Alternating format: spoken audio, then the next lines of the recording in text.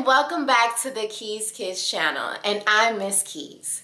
We are back for another episode in our In Between the Lines series. That's when we go deep dive into different books and go in between the lines in search for the theme. Now remember, that theme is the message, the moral, or the lesson the author wanted you to take away from the story. For today, we are in our last week of February, meaning we are going to be deep diving into another wonderful Black History Month book. And for today, we are going to be reading Bunheads by the wonderfully amazing Misty Copeland, illustrated by Setor Fiadzigbey. I am so excited to share this book with you about one of the world's first African-American ballerinas. She is a phenomenal dancer, and I can't wait to read her story. So with all of that being said, you guys, are you guys ready to read? Well then, put on your reading hats and let's go! Bunheads by Misty Copeland and illustrated by Setor Fiadzigbey. Before we begin, you guys, I am so sorry for all the words I mess up. Please forgive me, and I hope you enjoy the story. When Miss Bradley announced they'd be performing the ballet Copeland for the recital, everyone in Misty's class shouted excitedly and gathered around to hear their teacher tell the story of Copeland. Misty didn't know what Copeland meant, and she was too shy to ask, especially since it was her first ballet class ever. So Misty took a spot on the floor, and before she knew it, she was completely entranced as Miss Bradley told the tale. Once upon a time, an odd old toy maker made a beautiful life-size doll named Copeland to cure his lonely heart. The doll was so pretty and looked so real that a boy named Franz fell in love with Copeland at first sight, even though he'd already told Swanilda he would marry her. Swanilda was furious when she caught Franz blowing kisses to Copeland, but Franz ignored her anger. Later, Franz sneaked into the toy maker's house to see Copeland, but the toy maker caught him. When the toy maker realized that Franz was in love with his doll, he had an awful idea. Maybe he could use Franz's love to turn Copeland into a real girl. Lucky for Franz, Swanilda had also sneaked into the toy maker's house out of curiosity, and she was still hidden inside. She overheard the toy maker's evil plan and decided to dress like Copeland to confuse the old man. Once the toy maker believed that his doll had finally come to life, Franz escaped. After that, Franz realized what a fool he'd been, and he married Swanilda. The two lived happily ever after. Misty loved how Swanilda never lost sight of her goal or her real love. She knew she wanted to be Swanilda. In just a few days, we will decide what roles you will dance in the performance, Miss Bradley said. Now, let's practice. First, there was the développé tendu. Front with one leg lifted forward, the pointed foot gently touching the floor. Next was the rond-de-jambe tendu front, with the leg stretched straight out to the front, making big round circles round and round in the air with the toes. Then it got a bit harder with the pas de bourrée, moving from side to side as one foot crossed over the other. They had such fun with the soutenu as young dancers twirled and spun in unison. Finally, the lesson ended with simultaneous pas de bourrée again and again.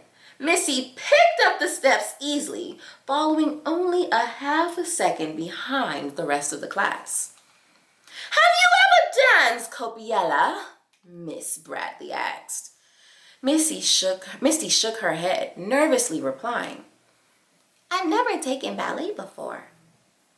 Well, you're very good, Miss Bradley said.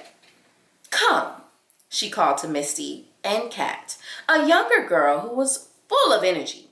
You two, up front. Misty could feel her heart pounding. Miss Bradley asked Kat to show Misty the dance of the Copiella. Copiella sits in a chair on the balcony of the toy maker's house throughout the first act of the ballet. Kat held her arms in first position, then lifted her arms and turned her head like a robot, up and down and side to side. She performed the moves beautifully. When it was Misty's turn, she imitated Kat from memory. "You are both very gifted," Miss Bradley said. As soon as Misty got home, everything about the new class and the Copiella fairy tale tumbled out of her. "I'm proud of you," Mommy said. Misty was so excited she could hardly sleep. She lay in bed thinking about the doll coming to life. Misty said her name aloud. Copelia. It felt magical and full of mystery. The next day, Misty arrived early. Kat was there too, dancing the steps of Swanilda. Oh no! Misty didn't know if she could compete with someone so talented. Soon, Miss Bradley arrived. "Do you know which part you want to play in the recital?" Misty held her breath as Kat answered, "Copiella." When the other dancers arrived, filling the studio with laughter, Misty and Kat stayed close, learning from each other. Kat's movements were sharp, while Misty's were soft. They tried to copy each other's style until they were giggling. At last, Miss Bradley was ready to audition the dancers to cast the parts that everyone would play in Copiella. Nearly all hands shot towards the ceiling to audition for Copiella. Misty was nervous for Kat, but when Kat began to move, Misty knew no one would be able to outdance her. When it was time to dance the role of Swanilda, Misty was paired with a grinning younger boy named Wolfie, who was portraying Franz. Wolfie was on a mission to catch Misty's attention. The next day, Miss Bradley announced who would play what parts. Misty was excited when Kat got the part of Copiella, and even happier when she won the part of Swanilda. The next few weeks were full of hard work for Misty. She had to perform both Swanilda and Copiella when she tricked the toy maker into thinking she was the doll who had come to life. It was a lot to learn. Watching Kat dance her parts with ease made Misty try harder. They inspired each other. The night of the performance, Misty was so excited she couldn't keep still. Staring up at the heavy curtain, Misty felt a hand on her back. "You okay?" Kat asked. Misty nodded. "I'm ready." And then the curtain was rising up and away. Bright spotlights spilled onto the stage, casting a spell of stillness that would only be broken by movement. In her tutu and braided bodice, Misty pranced onto the stage as Swanilda, with Wolfie playing the part of Franz. At last, lost in the dance, she felt the heat of the lights when she twirled and imagined she could see every face in the room, especially Mommy's. Misty smiled, proud of what she, Kat, and Wolfie, and all the other dancers had accomplished together. She couldn't wait to see what they would do next. The end. What an amazingly beautiful story. Thank you so much, Misty Copeland and Setor Fiadzigbey, for this phenomenal book. It was simply beautiful. I don't know what it is about dancing and the ballet that I love so much. And I thought this was such a powerful story. And that brings us straight to the theme. Now, before I get to running my mouth, what do you think the theme was of the story Bunheads? Well, for me, I think the theme of this story was to never give up. With hard work and dedication and persistence, you can do just about anything. And what's funny is there's a dedication written by Misty Copeland in this book that I want to read to you guys that perfectly sums up what you should take away from this story. And it says, "This is for those who love to dance, who dance because it gives you a voice, power, beauty, hope, and joy.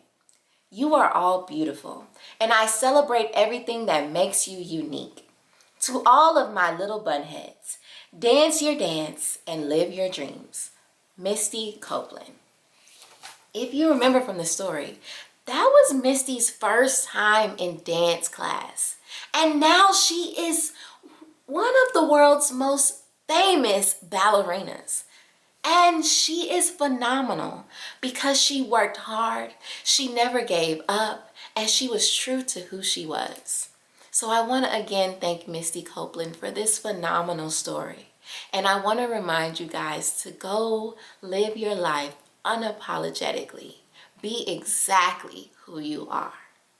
Now, don't forget, on Monday on the KeysKidsChannel Instagram, you'll find our next book of the week. Not only that, we are in a brand new month, and we are going to be celebrating something special for the month of March as well. And then on Saturday, right here on the KeysKidsChannel YouTube, you'll find me reading to you. Please don't forget to go like, subscribe, share with everyone you know, and leave a comment below. But other than that, you guys, it's time to go. But no worries, because I'm going to see you guys next week on the Keys Kids channel. Bye!